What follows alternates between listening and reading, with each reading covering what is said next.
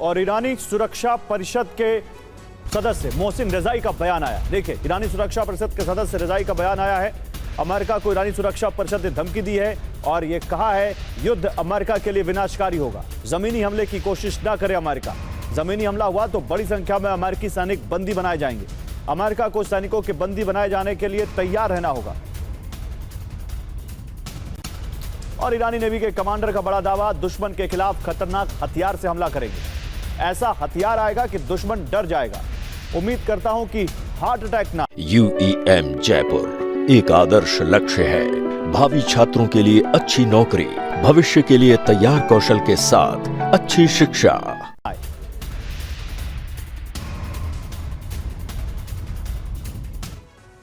तो ईरानी कमांडर ने क्यों कहा दुश्मन को आ जाएगा हार्ट अटैक? जल्द ऐसा हथियार लाएंगे कि दुश्मन डर जाएगा। दुश्मन का सामना बेहद खतरनाक हथियार से होगा। वो खतरनाक हथियार दुश्मन के नजदीक ही है। उम्मीद करता हूं उन्हें हार्ट अटैक ना आ जाए। दुश्मन ने गलत सोच लिया था कि जीत जाएंगे। बड़ा सवाल, इनफैक्ट कई सारे बड़े सवाल। क्या ईरान ने परमाणु हथियार बना लिया?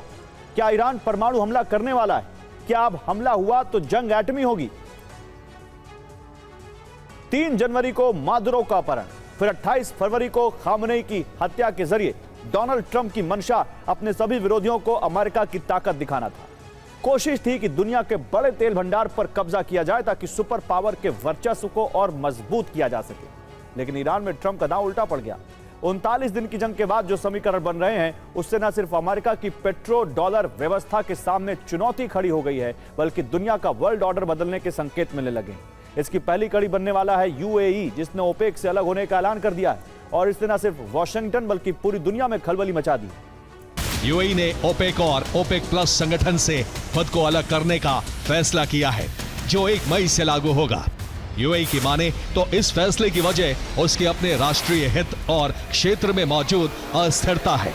लेकिन एक्सपर्ट्स इसकी असल वजह ईरान का डर और अमेरिका के प्रति अविश्वास मान रहे हैं। ओपेक से UAE का अलग होना अमेरिका के लिए बड़ा झटका माना जा रहा है, क्योंकि UAE का फैसला पेट्रो डॉलर युग और अमेरिका के वैश्विक वर्चस्व के अंत की शुरुआत कर सकता है।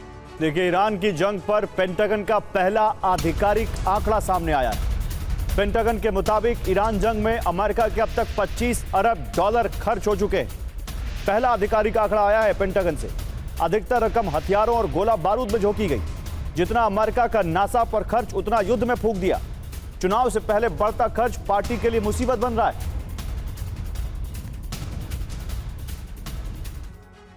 तो जंग में अमेरिका का भारी खर्च, पहला आधिकारिक अनुमान। ज्यादातर खर्च यहां पर आप देखिए, जो पहला आधिकारिक अनुमान कहता है कि 25 अरब खर्च हुआ है और ज्यादातर खर्च गोला बारूद पर हुआ है। बड़ी बात क्या है? बड़ी बात यह है कि टेंशन में है रिपब्लिकन पार्टी के नेता और ये डेमोक्रेट्स को एक मौका मिल सकता है इस रिपोर्ट के जरिए। नासा के सालाना बजट के बराबर है ये। डेमोक्रेट्स इस मुद्दे पर घेरेंगे। चुनाव से पहले ट्रंप को एक झटका लग सकता है। अब यहां पर सवाल यह है कि विरोधाभास क्या है? ईरान से जंग के पहले इसका अनुमान जो था वो $11.3 अरब का था। विरोधाभास यह है कि मौजूदा अनुमान बेहद कम है, क्योंकि उससे डबल से ज्यादा खर्च हो चुका है।